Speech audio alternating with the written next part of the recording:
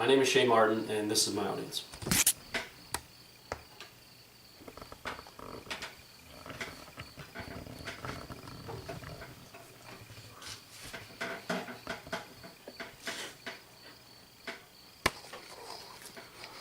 If you knew you needed a security system to protect your family property, would you not want the very best?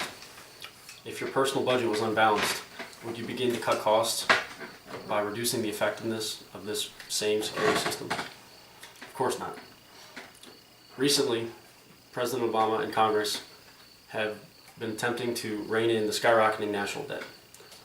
Because of the ending of the Iraq War and the drawdown of troops in Afghanistan, they've been looking towards the military for areas to cut spending, specifically the Navy. Recently, the Virginia Pilot, a Norfolk newspaper, said that the Navy was forced to cut its budget by $14 billion in fiscal year 2014 and will continue to make cuts as part of a 10-year, $1.2 trillion reduction. Now, to the average citizen, this might not sound like a big deal, but we should all be very concerned when it comes to our national security.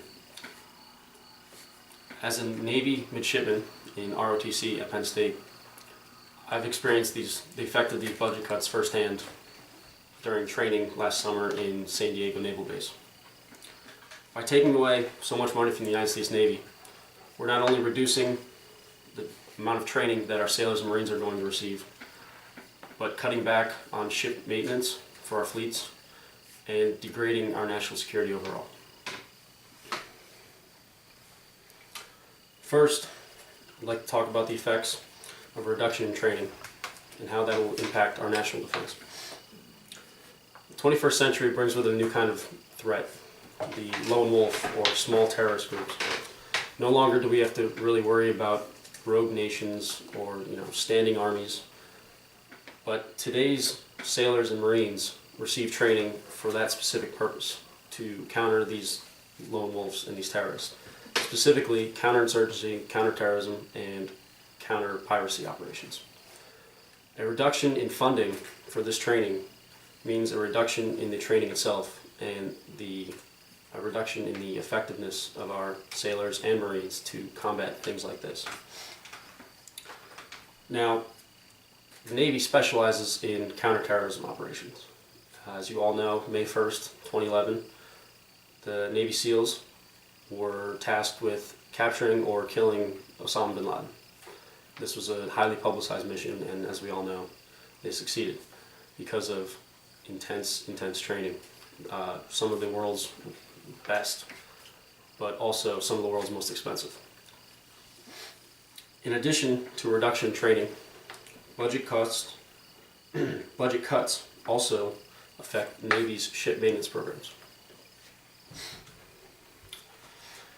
The second key area of distress due to budget cuts is, as I mentioned, Navy's ship maintenance.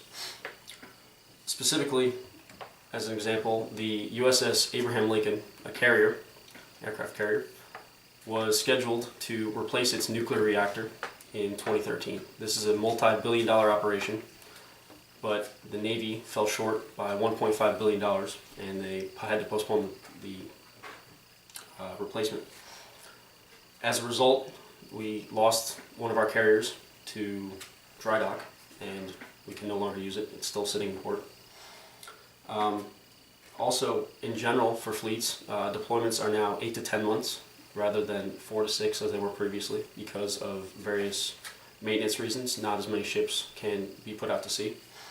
And Admiral Greenert, the Chief of Naval Operations, was quoted by the Navy Times as saying, "Since 2013, our carrier strike groups, our amphibious ready groups, and most of our destroyers have been on deployments lasting 8 to 10 months or longer. This has come at a cost of our sailors and our families' resiliencies, reduce the performance of our equipment, and it will reduce the service lives of our ships." Now, I experienced a maintenance glitch, as you can call it, firsthand aboard the USS Preble last summer in San Diego. We were going to do a firing exercise with the 5-inch gun, and as we prepared to fire, the gyroscope stabilizing the gun broke. We were sitting up on the bridge wing, and as we watched, the gun swung around and faced the bridge. A very excited captain then yelled, "Cease fire, cease fire," and we almost made national news for a horrible accident. But luckily, nothing bad happened, but this is a perfect example of why simple maintenance, simple checks on the gyroscopes that had been postponed because of lack of funding can affect a ship's readiness and effectiveness. Now, due to this breakdown in scheduled maintenance, there has been a loss of effective fighting power that contributes to our national security overall.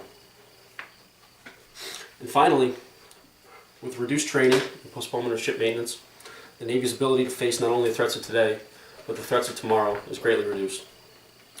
For example, the Navy's new destroyer, the Zumwalt class, was supposed to be the ship of the future with an electromagnetic railgun that, according to Roger Ellis, the research program officer, could push a projectile at speeds of nearly 5 times the speed of sound, up to 100 miles, giving it great offensive power. This was supposed to counter all kinds of different threats, but because of funding cuts, the proposed 26 Zumwalt-class ships got cut down to 1. Only one was built, and the rest were canceled. Now, Congress and President Obama are desperately looking to rein in the national debt, but they propose to do it by cutting back the military and specifically the Navy's budgets. This is not the way to go.